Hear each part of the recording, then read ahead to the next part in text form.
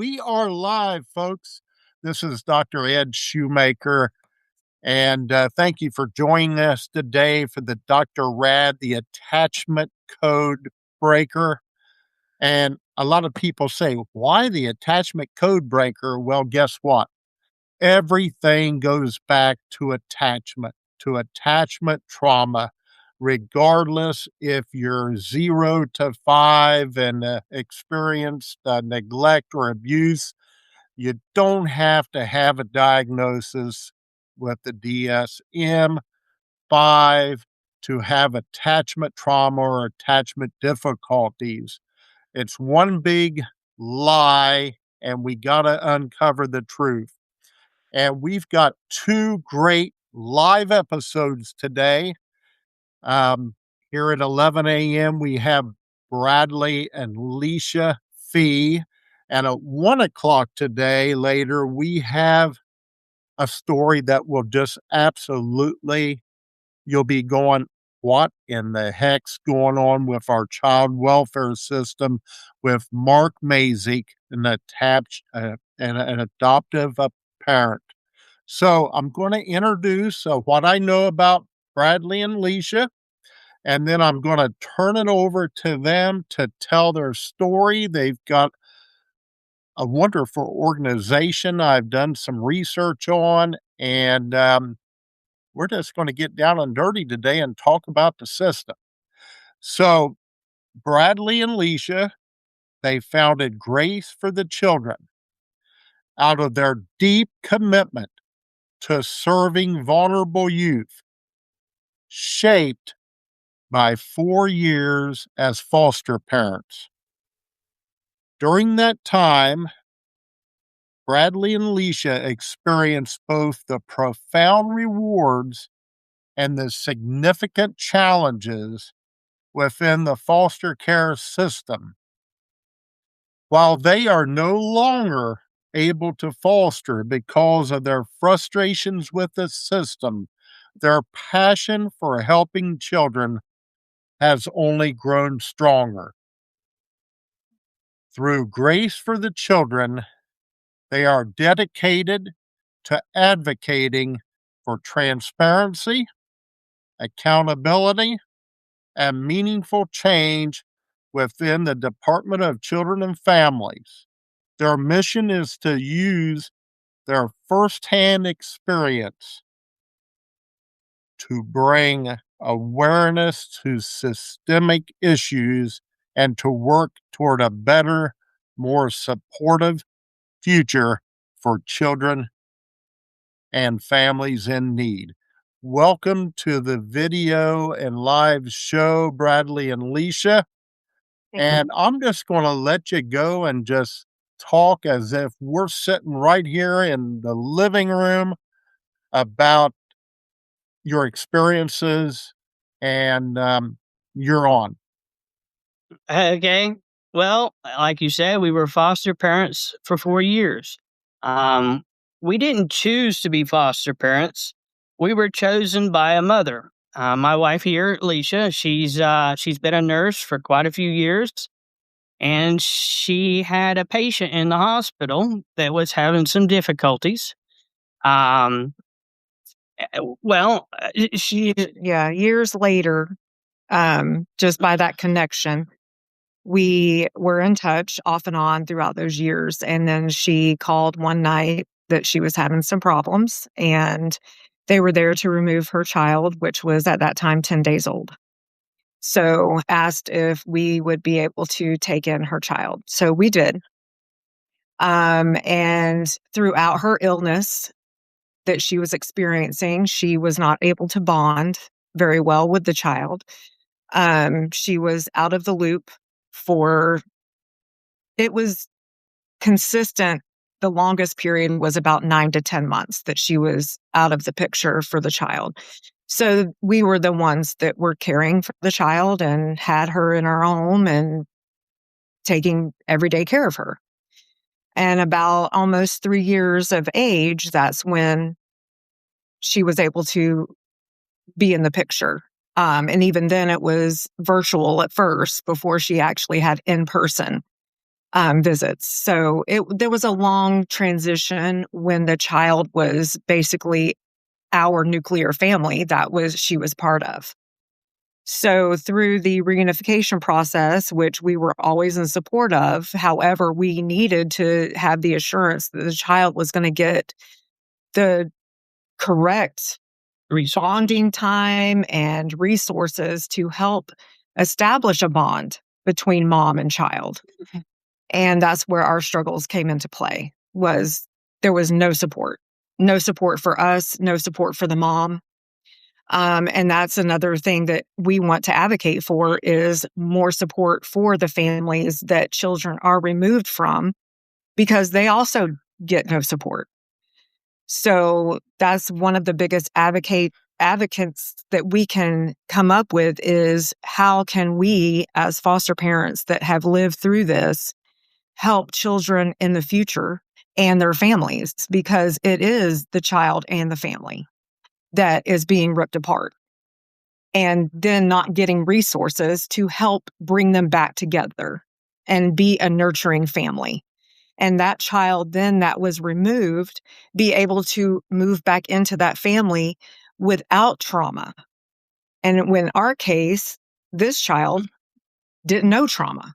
We had her since she was 10 days of age up until almost 4. So she had never known trauma until reunification. So now you're taking a child who has only known this circle of life to now be in to that circle, even though that was biological mom and definitely should have been.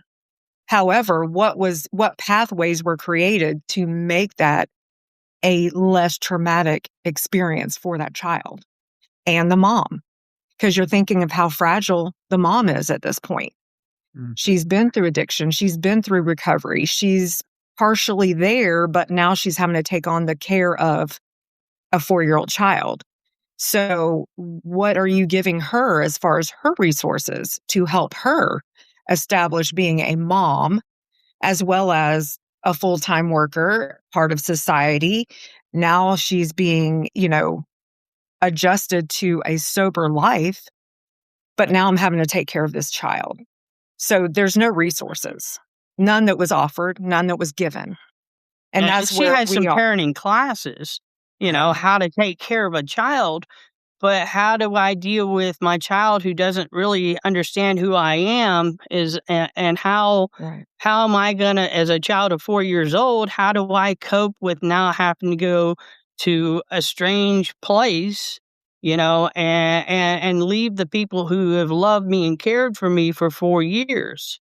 And of course, we don't know what, since September 14th, we have not seen the child. So we don't know what kind of trauma she's been in since then. But I mean, it's been tough on us, but we can only imagine the traumas that she's experienced. I can hope that she's asked for us, but what has Mama said when she's asked for us? I mean, how has she helped her daughter cope with that?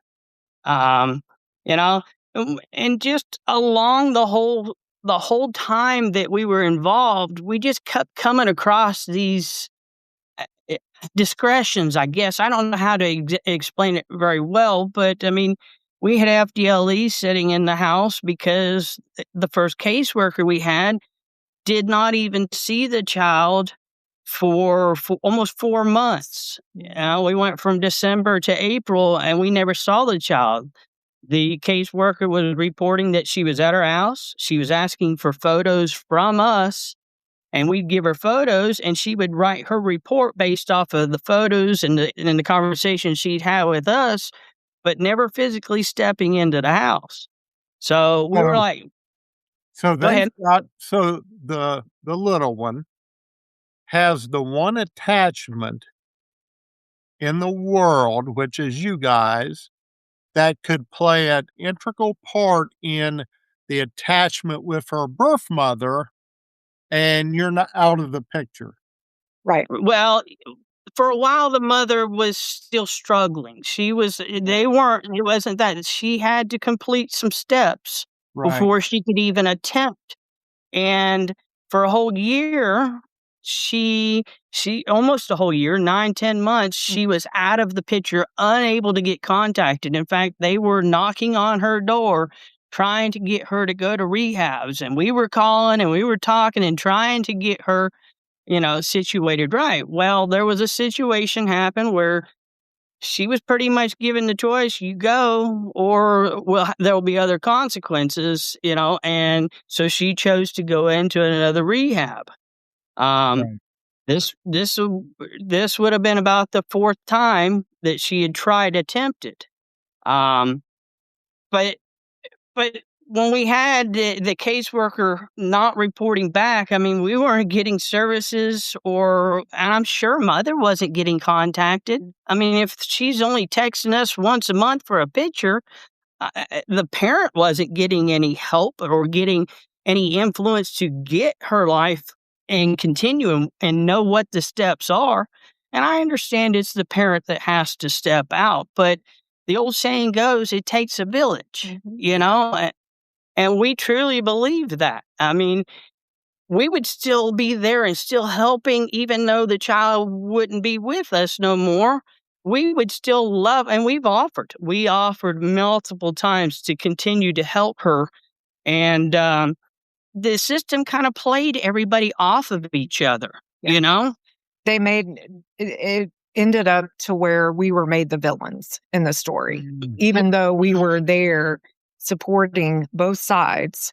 But we were made the villains, and to the mother, the DCF was the villains because they're not helping her when she would reach out or call, or when she would, or and DCF is the villains. And then when we walk into court, it seems like we're the villains. The mother's the villains. Everybody's the villains to the court system because they're going to do what they want to do off of very, very little information. So we had 8 caseworkers in 3 years and 8 or 9 months. We had 8 caseworkers. We had a caseworker for 2 weeks. And she come in our house and was open and honest to us and go, "Hey guys, I'm here to do my visit, but I'm probably not going to be here for you the next time." 2 weeks in, and she's like, "This ain't what I want to do."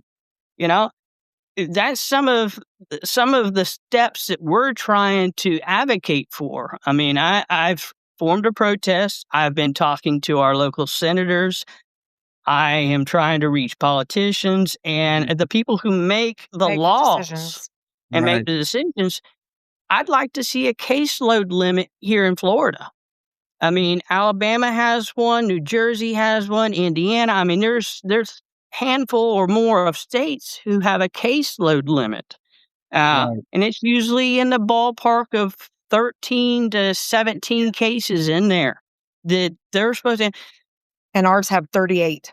Yeah, 38, 30 35. cases. Yeah. Go read some of the OIG reports. I have read them where it states caseworker had 30 cases, had 45 cases, and one of them I was reading, had 38 cases, 35 cases. How are you giving the resources that are needed if you're juggling that many cases? I mean, how many can you go see a day? 3, 4 a day, but on top of that, you have to write reports. You have to facilitate what the parents or the guardian needs. I mean, it's just overwhelming to caseworkers. So we're not against caseworkers. We're not. In fact, we like to pride ourselves. We're not against anybody. We're for the child. Right. The best interest of the child. And I don't think that, well, I'm not going to say I don't think. The system does not understand. And when I say system, the almighty powers to be that are sitting at the top making the decisions have no idea of the trauma that is being recreated in a child's life when that child even has multiple caseworkers because it's one attachment that's broken after another. When people that they have built an attachment with are suddenly not in their life, to help with future attachments.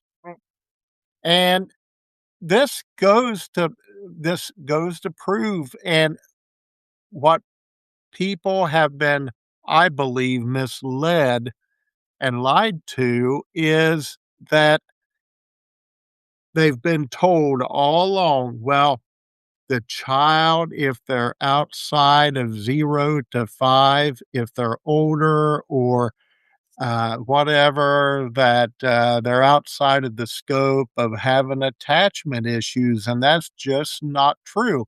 In fact, if a child knows what attachment and love feels like, they are prone to have deeper wounds when that attachment is broke. Very true. Yeah, that and in our case, that touches home and it hurts a lot. It hurts a lot. Um, with what I'm asking for, with what I'm trying to push, I'm getting pushback from everybody. You talk to a foster parent and you say, "Hey, will you sign this petition? Will you talk about this? I mean, we'd like to see a case." "Oh, I can't stand caseworkers. I would never support them. That's just not something I want to change." I'm saying, but if you had the right resources, you could get a hold of somebody and you had somebody working with you one-on-one, it would shorten the time that the child is out of your care. Right. You in some instances, if you've got a caseworker who's working on a case, maybe you don't need to remove the child because that caseworker is able to spend more time working with you. Right. So the parents just like, no, no, no. Corporations. I don't know if everybody knows this, and I didn't know this, and even as prior law enforcement, I didn't realize this, that in Florida, and a lot of states, it's privatized. Outside of the investigation, which used to be privatized, is no longer, but outside of that, the care of a caseworker is privatized. So your caseworker works for somebody like Children's Home Society, Florida Baptist Children's Home, and works for them. Well, they're operating on a budget, and they fight back because they don't want to have to pay more caseworkers, and they don't want to have to pay them more. So the private organizations are fighting back against it. You know, but I try, and I've researched this, and before I started pushing for this, I really researched it. And the amount of caseworkers that are needed, yes, there is an initial bump when you take on and put in a caseload limit. But that slowly dwindles because you're having less children involved in the system because you're moving them back or you're giving them permanency quicker, you know? So you don't need that amount of caseloads that those workers can come down after, and you're given better care. Yeah. Exactly. So, And which creates more stability, less disruptions, and That's right.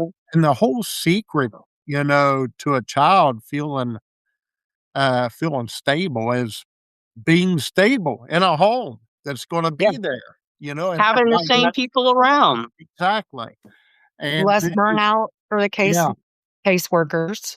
then you Yeah. start then you Go ahead. start seeing the behavior, problem behaviors decrease, the frequency decrease, but it takes time, to do that, and another thing, well, one of my pet peeves, and maybe you can attest to this as too, is, it's not the parents, there's a lot of bias and negativity out there toward the parents and the child's behaviors. Well, it's not necessarily the caregiver or the parent that's causing the behaviors. It's just having that support where that child feels like, "Oh, I'm gonna be here for a while." Yeah, there's confusion. Well, I Yeah. mean, if a child's confused and they don't have direction, how do they act? How do they choose to act, Uh, but even caseworkers, your caseworker turnover would drop. That is shown that if you give the caseworker time to care, because listen, I know I've put out reports also on caseworkers who've done awful things. But if you're not overloading that caseworker and allowing them to be human and allowing them to care for the child or care for the parent, if you give them that time to care, there's an attachment made and they stick around. They love their jobs then. And that's why a lot of these caseworkers want to get into it, because they want to work for kids. Yeah. But when they get into it, they're not working for the kids. They're working for the corporation. They're not given the opportunity to care. You can't not when you're busting your butt moving from this case to this case to this case. You just can't. You don't have time. You can't provide the care. It's just like in the medical field, and I always compare it to the same thing. Nurses, same thing. When nurses are overloaded, they're overwhelmed, they're overworked, underpaid, you see burnout. You see nurses leaving the field. They can't care for patients. They can't provide the care that they went into the job to do. And it's the same as caseworkers. Caseworkers cannot go into the job with how they feel and how they want to incorporate themselves into this job to care for children, to care for the parents when they're totally burnt out carrying 38 caseloads. And that's not even counting all the behaviors that go into that, all the children that go into that, 0 to 16. There could be 4 siblings in one case. There could be 1, like in our case, only 1. But then you have those cases where there's 4 siblings, 5 siblings, and now they're dispersed amongst the county. So now you're going from one end of the county to the other to care for this one case. You can't do it. You can't do it with what they have right now. So yeah, it's going to hurt in the beginning to increase or decrease the caseload and increase the caseworkers. Yeah, it's going to hurt. Yeah, it's going to cost money. Right. But what does that cost? That cost is for a child, for a family. Mm-hmm. That's a small sacrifice, in my opinion. Well, and it has a domino effect as well. You keep the child in the family, stabilize the family. You're also not only having a positive impact on that family, but you're having a positive impact on other areas of life too. Absolutely. The financial situation of that family, the economic, of the whole area. I mean, it has so much more factors than just being narrow-minded, with the beliefs. And, one thing that's come to my mind as we're talking, these, the privatization of child welfare here in Florida that took place several years ago, but still, 2000. yeah, but still, isn't it taxpayers' money that's funding those organizations? Absolutely. Do you know the CEOs of these companies are making in the ballpark, starting out, the numbers that I found are in the $300,000 mark. There's actually a cap written into the legislation that is supposed to be, I think it was 250, I think was the cap, but they've got incentives and bonuses wrapped into that, and they've got it up to, the base of most of these CEOs. These are right at $300,000. There's one in Tallahassee, Florida First, I think it's called, but it's not Tallahassee. It's in past Tallahassee into the Panhandle. Right. The guy's making $775,000 to operate. Shouldn't be. He, as a CEO, is making that. But, and it's been a couple years ago, but we had these stories over in Pinellas and Hillsborough County where children were sleeping in offices. Yeah. They do it now. Yeah. So how can you pay a CEO $300,000 and say, hey, we're good here. Don't worry about the children sleeping on the floors, Well, that's an absolute sin. Maybe it's time our CFO in the state of Florida, Blaise Ignoia, gets involved. I think They have investigated, but it went silent in 2021. In 2021, they started asking that question. Why are we paying these CEOs? And I started doing my research into it and to see what we come up with. But it just quietly disappeared, and they're no longer discussing it, even though it's still happening. It's a money driven thing. Southeast Florida, we had several, I think it was, the count was 10 judges or somewhere in that ballpark. There was some judges down there that was pushing for one of these organizations to get a contract. And it went as far as the judges being reprimanded and giving a 10-day suspension for trying to push these guys to get this contract. So you can't tell me there's that much push and there's not something that shouldn't be going on with the money. Oh, man, it's So, just unbelievable, unbelievable. It's a disgrace, it really is. Like I said, it's a sin to think a six-figure income while we're putting the needs of the children aside and doing what's right, for the Exactly. children's. Boy, I And tell that you what. and I see that as money too. That money could be going to these moms and dads to get their support, to get them the help that they need. Not just even for the children, even for the family, to get them back to where they can have their children back. So children aren't in the system for 4 and 5 years. There's no reason for it. No reason. I mean, if you look into the state law, and I did my research on this, and I wish I could memorize the code or the state statute, but a parent has a year to start a case plan. And they have 22 months to have that case plan completed. If not, they're not in compliance and it's automatic termination. But how can you push that if you don't give that parent the resources to finish that? And a lot of this boils down to, because nobody follows the laws to a T, and I get it. Judges have discretion, but that discretion is limited by transparency. As law enforcement, if I was being a police officer and I was doing the wrong things, the agency could try to hide it for so long until somebody comes in and pulls my record and then starts finding out, hey, I've had this bad act, I've had this bad act, I've had this bad act. And then start asking questions to the proper authorities. Why are we allowing this to happen?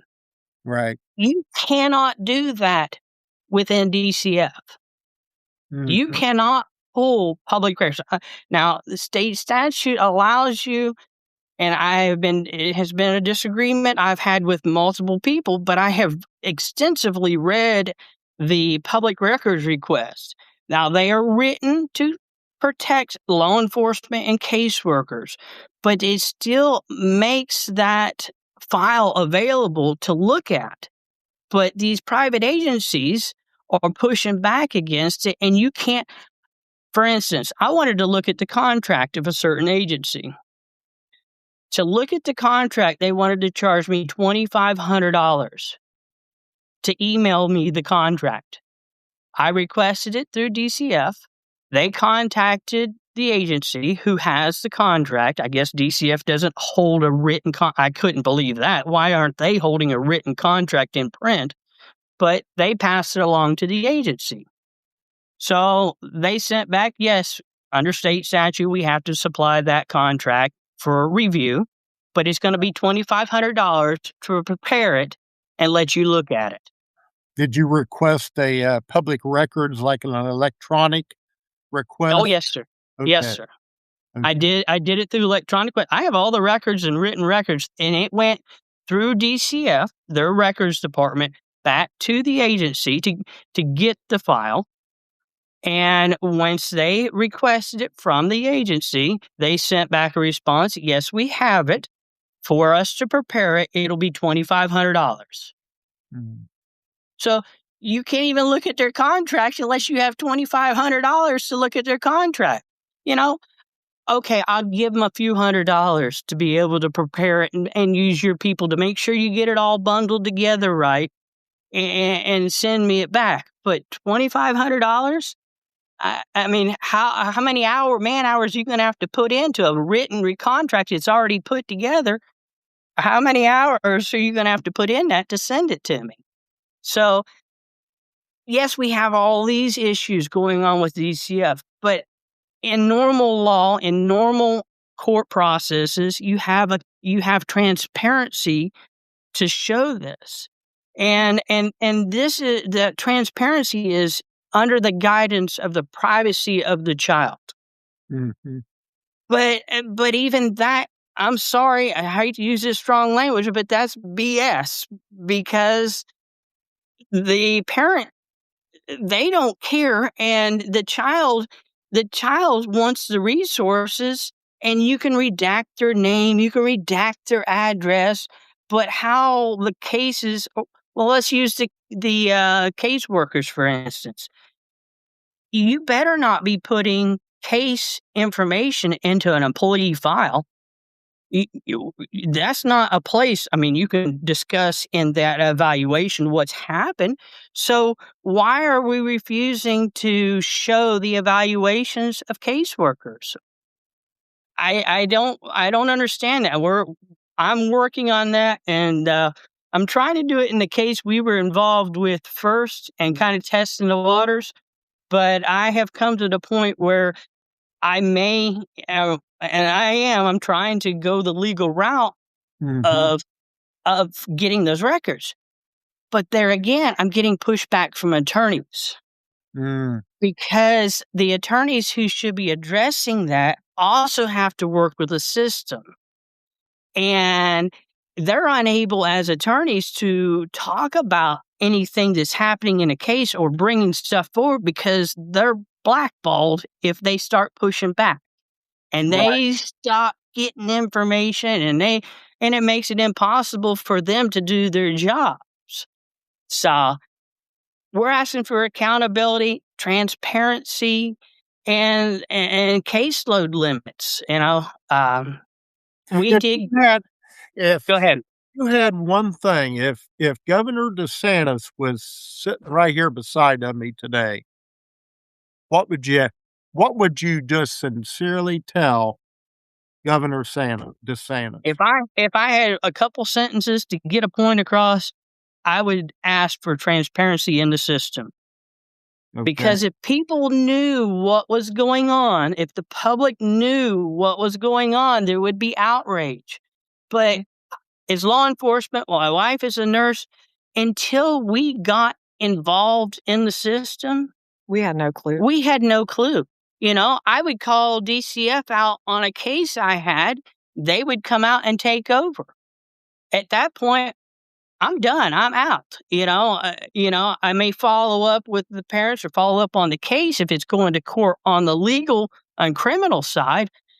But DCF takes it over from that point, and then everything is sealed and hidden from public eye. So if I had one thing to ask Ron DeSantis, it would be to bring transparency in, because you bring that transparency in, a lot of your other issues will resolve themselves, or at least equalize themselves. You're always going to have issues. It's government. What's the famous saying Ronald Reagan had? Yeah. When how did it go? The three words that or the words that everybody don't want to hear is government's here to help. Yeah, I we can't know. remember exactly how it went, but I've heard that, and I believe it. Nobody wants to have the government involved. Right, exactly. Now, our listeners, what would you tell them? Because this is going, like I mentioned earlier before we went on live, this is going to go out on every social media platform that I have, and it's going to be emailed to some leaders in this state of Florida. So the listeners, the viewers, what can they do right now to help you guys out? And then we'll get your contact information too, where people can contact you guys. How's that? Yeah. Okay. That All sound right. good? Yes, Okay. sir. I mean, if I was to ask, I get questions all the time. How can we help? How can we help? And I mean, just being aware of how the system works is a big thing. Being aware of what's going on around you is one of the big things. Don't just put it out of your mind. That's not my problem. I don't have to deal with it. One day it may become your problem. Just be aware of what's going on around you. And it's hard to say this one, but stand up for what you believe is right. Right. What is more painful? Watching that child suffer, or the fact that your job might get a little harder having to stand up? You know, we've had parents wanting to help us stand up, but they'll say, man, if I stand up, Retaliation. I'm going to have retaliation. Don't be scared of that retaliation. If you document, if you're involved and you're doing what you should, what you need to be doing, the retaliation is going to be limited. Don't be afraid to stand up for yourself or stand up for the child. Mm-hmm. Just be aware of what's going and document. Document. Once you have that document, that's your record. That's your memory. That's your point that you can go back to the judge and say, Judge, here's the date I called in. Here's the day that I did such and such. Here's the day I tried to get help. Even as foster parents, I tried to get help for this foster child. I tried to do this, but it's hearsay if you're just mouthing the words. Document whatever you are doing. It only takes a few minutes to just write yourself a note. You have a conversation with a caseworker. Follow it up with an email. Not only are you documenting that with the caseworker or the help that you're trying to get, but you're giving them a reminder, hey, I told this person I would do this, or this caseworker, I've told this person I'd do it, and now they've written me an email. I better follow up with that. Right. Don't do there's, text messages. Go and ahead. there's strength in large numbers. Strength. And Mhm. you would be surprised. Once you say something, you'd be surprised how many other people will get the courage also to speak up. You Yep. say You got that. it's contagious, you say. Yeah. And, well, I think what you're doing is absolutely great. If I could add one more thing to that, and Yeah. what I would tell is casework or parents, foster parents for the most part are not your enemy. Work with them. Right. Foster parents are caring people. That's why most of them got into this. Foster parents, the person's child you're taking care of is struggling. Give them That grace. compassion and grace needs to be unending. I'm sorry. You need to work together, and you'll find out if you start to work together with each other, the state won't be able to stand up to you. And as a foster parent, if you're helping and you're pushing and you're helping, that foster parent's either going to step up and have the resources to do what they should be doing, or they're going to make a decision. Hey, I can't do this. You're going to find out more and more times if you work together, things will get resolved on their own. And the child's gonna be less anxious. Yeah, Because they absolutely. can feel the stress and the anxiety Mhm. when, we have a system like it is. Yes. Well, it's not that foster parent getting onto that child when they're not doing their homework or not doing their classwork or whatever it is.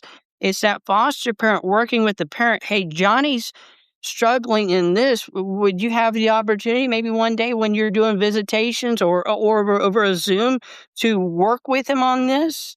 Yes, as foster parents, we want to help the child as much as possible, but if we're gonna get permanency and we're gonna get that parent and the least abrasive way of keeping that parent involved, work together. It's a village. Mhm. You need to support each other, you know? Absolutely. How can people get a hold of Leisha and Bradley and wanna become involved with your organization? How can they get Well, a hold of you? they can follow us on Facebook, of course, Grace for the Children. Okay. Um, You could also reach out to me and Leisha at grace, the number 4, the children at gmail.com. Okay. Okay. And if you see we're having Repeat that, events, repeat that again, Bradley.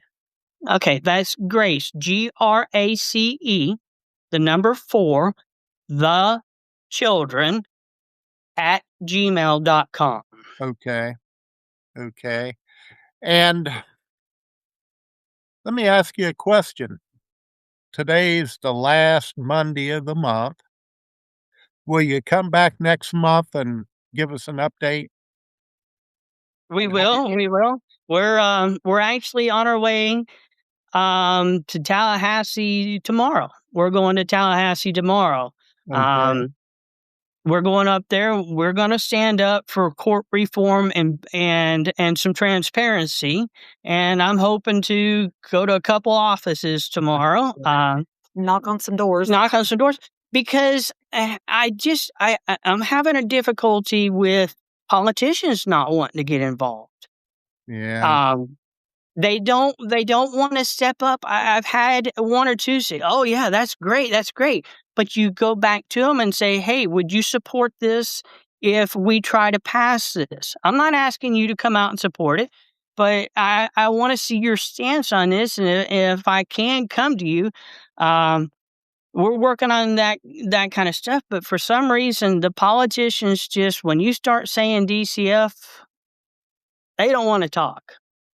Well, But maybe we're you going up should. there to Tallahassee to knock on some doors. I mean, I'll give you a good example of a good governor. The governor of Alabama did a small,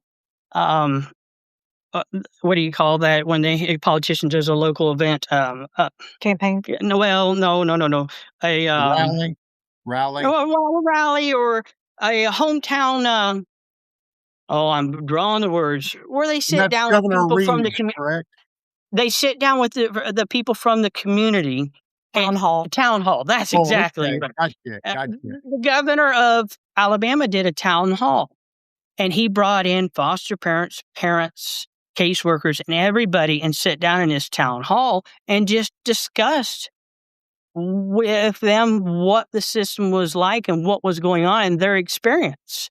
So we're going to Tallahassee to ask a few people, especially this year being a campaign year.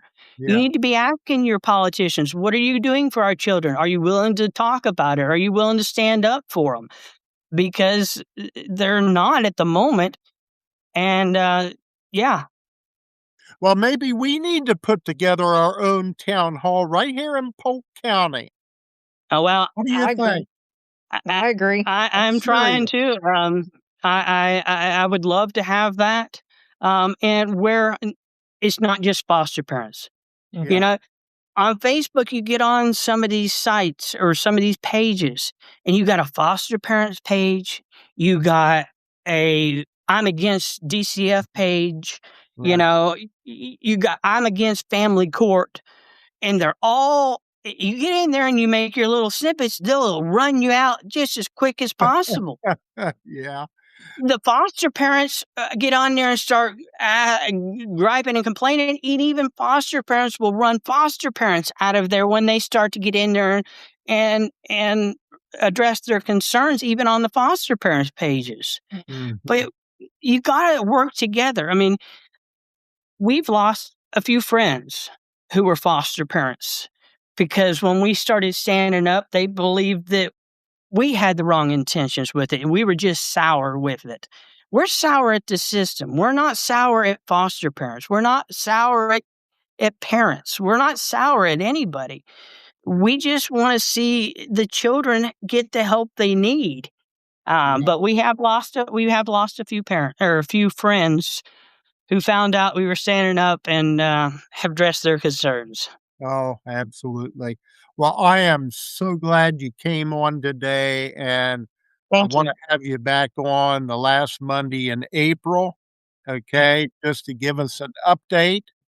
And I don't know what the date is off the top of my head, but the last Monday at 11 a.m., let's do an update because I think have your heart in the right place, and we need more superheroes like you fighting for the kids. We really do. Yes, sir. Well, we appreciate it. Yeah, I have worked with children all my life. In fact, I got an event coming up in here a couple weekends where we usually get a couple thousand of them together for a camping trip, and we Oh, get all the okay. Okay. uh, down in Fort Meade. And I've worked with children all my life, and it wasn't until I got involved in this in the system that I really started standing up for this. And then even working with children back then, yeah, I had worked with foster children who came in with their foster parents, but I didn't have any idea the struggles that was going on. Yeah, it's a big struggle out there. Well, again, thanks a lot, you guys. Stay in contact with me if there's anything you need. Um, man, we'll get the word out there for you. I'll put a Well, nice thank you. little social media out later today to the social media platforms, and just keep me updated on what you got going on, your events and everything. We'll put it on our Substack, for you. Again, everyone, we've had Bradley and Leisha Fee today on our part one of our superheroes on this Monday, March the 30th. You guys have a wonderful Easter upcoming too, and God bless you guys for the work that you're doing. And Appreciate it. we will sign off now. We'll talk to you later. Thank All you. right. Thank you. Keep us Appreciate up it. to date how that Tallahassee visit goes too. All right. Thank you. Appreciate it. They're warned now. They'll see us coming. Okay, bye-bye. Bye bye. Bye. Thank you. Bye.